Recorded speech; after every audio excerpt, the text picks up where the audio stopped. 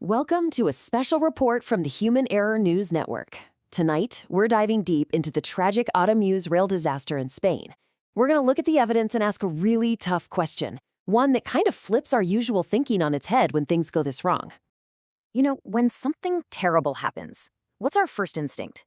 It's almost always to point a finger, right? Find someone to blame, the driver, the pilot, whoever, and slap that human error label on it. It's easy, it's clean. But what if that's the absolute wrong way to look at it? What if looking for blame actually stops us from finding the real lesson? So right after this horrible crash, the search for answers was on. You had the media, the public, everyone scrambling, trying to figure out what happened. And then, almost right away, the authorities dropped this bombshell announcement. And it changed everything for the investigation. I mean, listen to this. That's the head of Spain's national railway saying, right from the get-go, human factors could not have caused this. His reasoning? The modern automated safety systems just wouldn't let it happen. Things like speeding? Impossible. So suddenly the driver is cleared, and that forces investigators to look somewhere else entirely, not at the person behind the controls, but deep inside the system itself. Okay, so let's dig into what they started to uncover. And the very first piece of evidence they look at, well, it paints this absolutely chilling picture. A scenario where it didn't matter how good the driver was, how fast they reacted. Human intervention, it was completely impossible. The laws of physics had already decided what was going to happen. Just look at this number, 20. 20 seconds. That is the entire window of time between the first train derailing and completely blocking the tracks, and the second train barreling down that parallel line at 200 kilometers an hour. Just 20 seconds. Try to even imagine that. Okay, now look at this number, 60. That's the best case scenario, the absolute minimum time it would take for a high-speed train like that one to slam on the brakes and grind to a complete halt.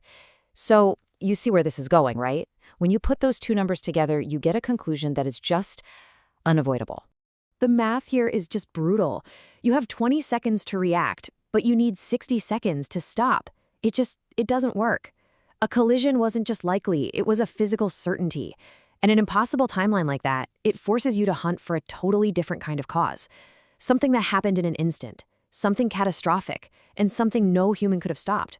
All right, so if you can't blame the driver, and the crash was physically inevitable, where does that leave you?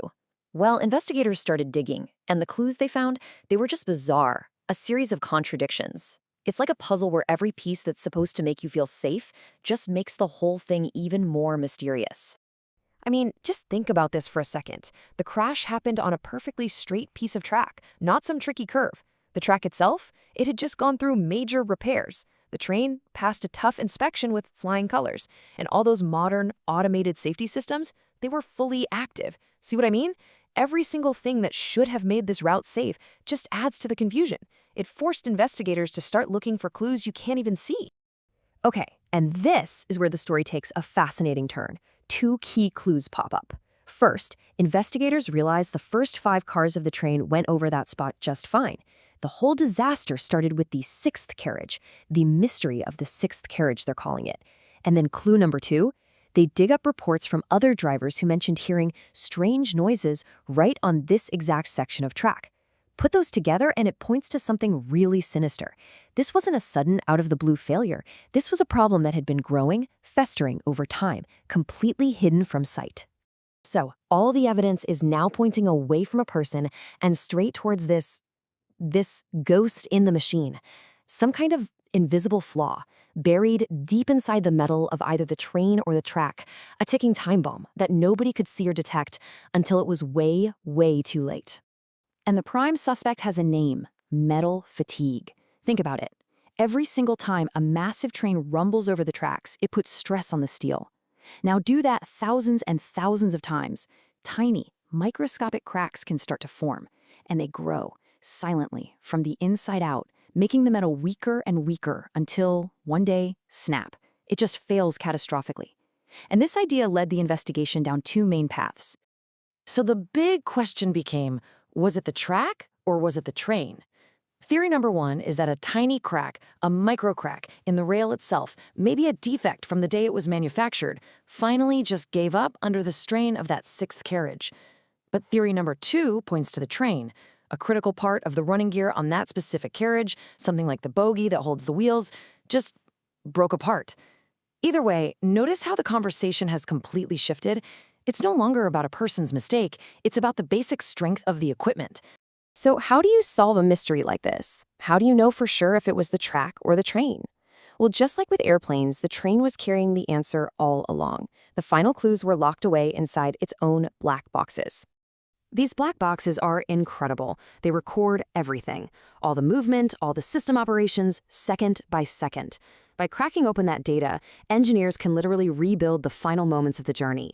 They can pinpoint the exact millisecond a wheel slipped, or a weird vibration started, or the train suddenly lurched. That data is the smoking gun that will tell them, for sure, where the failure started. You know, what happened at Atazoo is just a brutal reminder. In this incredibly complex, high-speed world we've built, jumping to the easy answer, human error, it's not just simple, it can be downright dangerous. Because it stops us in our tracks. It stops us from asking the much harder and, frankly, much more important questions. And this is the key takeaway, right here. Because they ruled out human error from day one, the investigators had the freedom to hunt for the real problem, the systemic weaknesses hidden deep in the metal. And that is a huge lesson. It applies to everything, not just trains. We're talking airlines, power plants, you name it. Any complex system. So, it all comes down to this single, powerful question. You can blame a person, or you can learn from a system. Which one of those choices is actually going to prevent the next disaster? See, focusing on blame, it feels good for a moment, but it can blind you to what really happened.